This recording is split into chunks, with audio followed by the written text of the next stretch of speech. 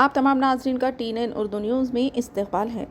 جابر بن سعید الجابری، coordinator و incharge مجلس اتحاد المسلمین متحدہ ضلع محبوب نگر نے آج ایک بیان میں یہ واضح کیا کہ مجلس اتحاد المسلمین ریاست تلنگانہ میں حیدرآباد کے علاوہ کہیں سے مقابلہ نہیں کر رہی۔ اگر کوئی مجلس کے نام سے اپنی امیدواری کا اظہار کرتا ہے تو جماعت کا اس سے کوئی تعلق نہیں ہوگا اور مجلس کی جانب سے اس کے خلاف تادیبی کارروائی کی جائے گی۔ السلام علیکم ورحمۃ اللہ وبرکاتہ۔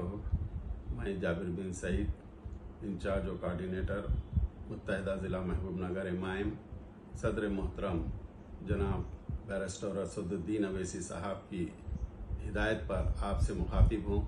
جماعت کا یہ فیصلہ ہے کہ جماعت تلنگانہ میں صرف حیدرآباد سے ہی پارلیمنٹ الیکشن لڑے گی، اس کے علاوہ کہیں سے بھی نہیں لڑے گی۔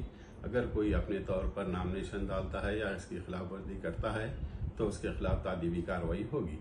السلام علیکم۔